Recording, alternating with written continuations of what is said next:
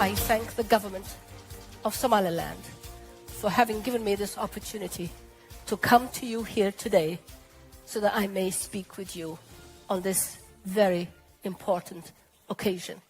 I thank you all very much. My message to you today is a message I wish you to carry in your hearts, and a message I want you to tell the world again and again, wherever you get a chance. Because the true history of our country must be told. Because there are too many people who know nothing about Somaliland, who know nothing about our history, who know nothing about the geographical location of Somaliland, who are spreading wrong information about us. Now, for those who may know, and for those who need to know about the facts about Somaliland, whether they wish to recognize it or not, I will share with you the factual history of my country, Somaliland. British Somaliland was British Somaliland Protectorate, and it was established in 1884. Our borders were marked following treaties between France, Britain, Italy, and Ethiopia in order to define the French territory of La Côte Française des Somalie, British Somaliland Protectorate, and La Somalia Italiana. But here's the question. The question that we ask you, the question that we ask the world. What makes the other borders, the other African borders, the colonial borders, legal and permanent, but makes the borders of Somaliland illegal? It's a question I am asking the world.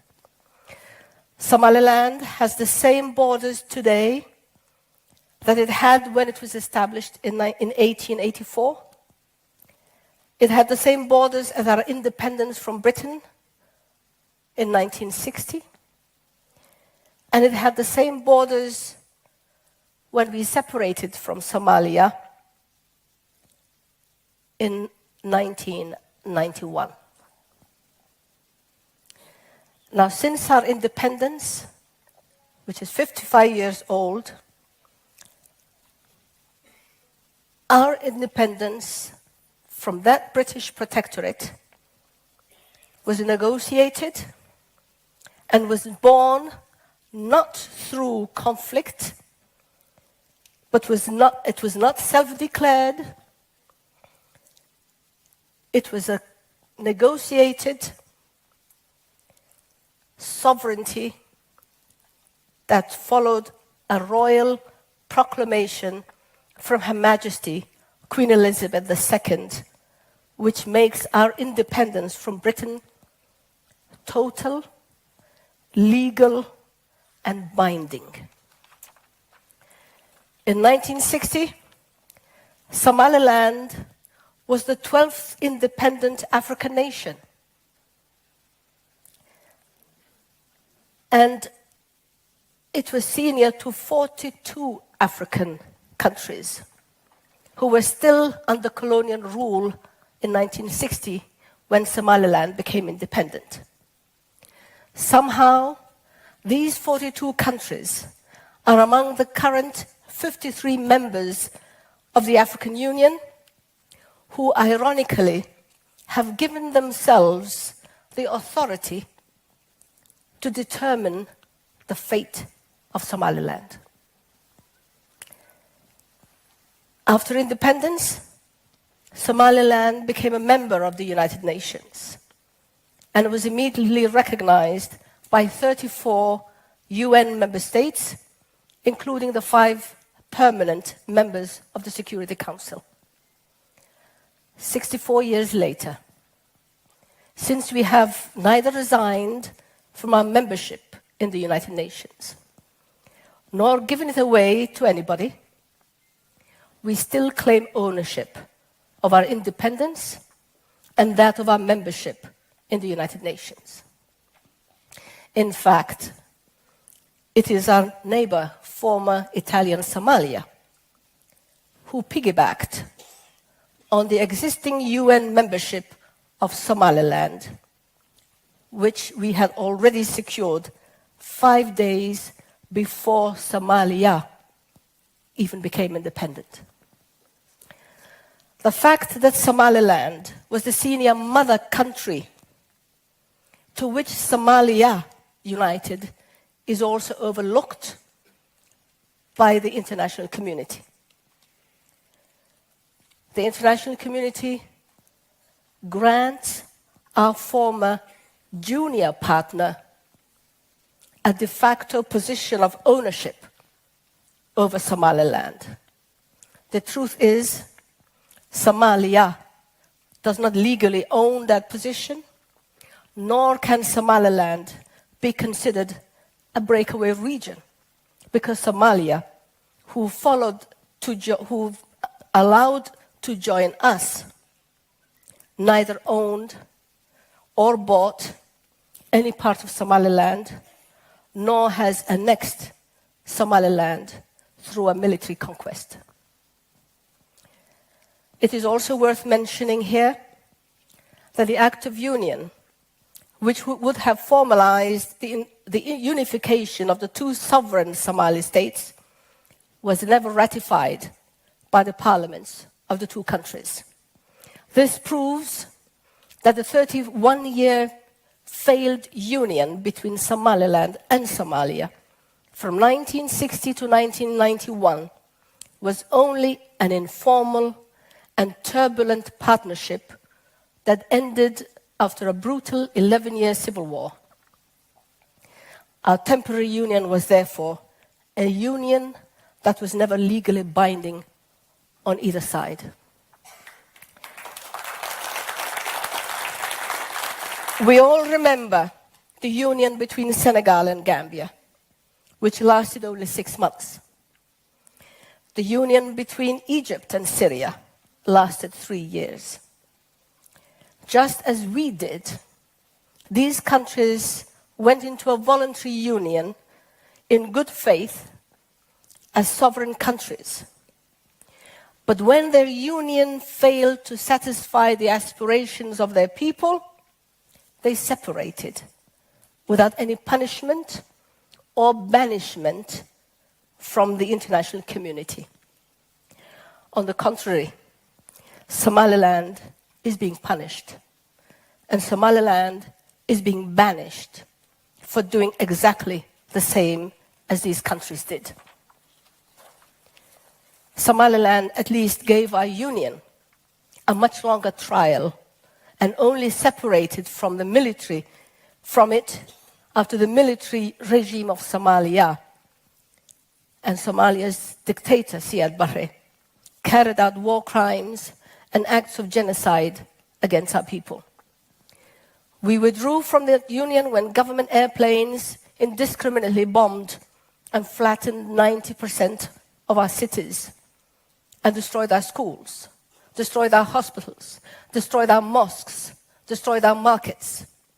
We withdrew from it when tanks and heavy artillery pounded civilian dwellings without pity.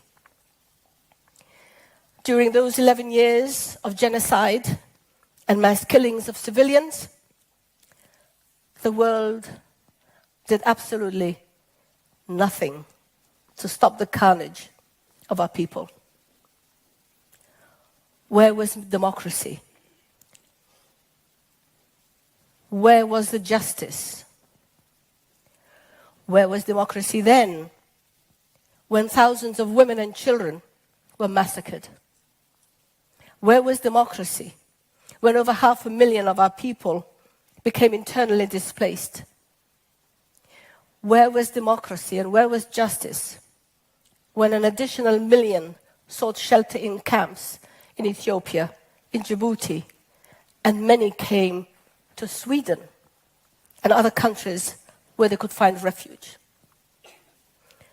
To this day, we discover mass graves containing the remains of small children.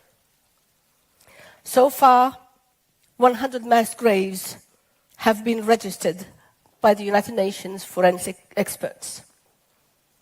Sadly, the international community chooses to reward the perpetrators of these crimes with billions of your taxpayers' money, when we who have been the victims are being denied a hearing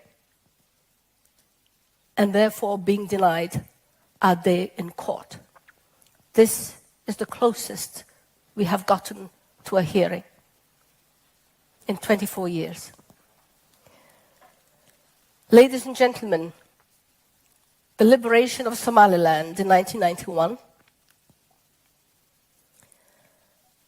was brought about successfully, and we worked hard since then to keep the peace and the stability that we enjoy today. We achieved it through the sheer determination of our men and women and that of our traditional leaders. Unlike the 16 or 17 or 18 Somalia peace conferences that were held in different countries and which were all heavily funded by the international community, peace in Somaliland is totally homegrown and was funded entirely with our own resources. That is why peace holds in Somaliland. To this day, it holds because we wish it to hold. After the liberation, we held several peace conferences.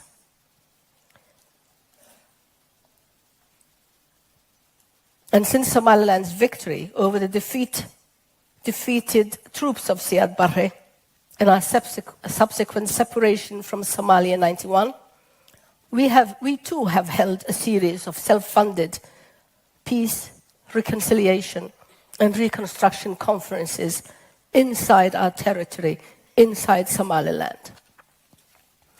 The first conference was held in Berbera in February 1991, when our traditional elders unanimously agreed to let bygones be bygones. They urged our people not to seek revenge, nor bear malice for any persons from Somalia still living in Somaliland. Consequently, 10,000 Somalia troops that became stranded in Somaliland after the war were fed, sheltered for 3 months, not for 1 day or 2, and were protected until a safe corridor could be secured for them for their return to Somalia. And when a Somali, a refugee in a poor country, war-torn, offers you hospitality, offers 10,000 troops hospitality for 3 months, and shares food and precious water with them, that is the humane and neighborly behavior, and I am proud that my people did that.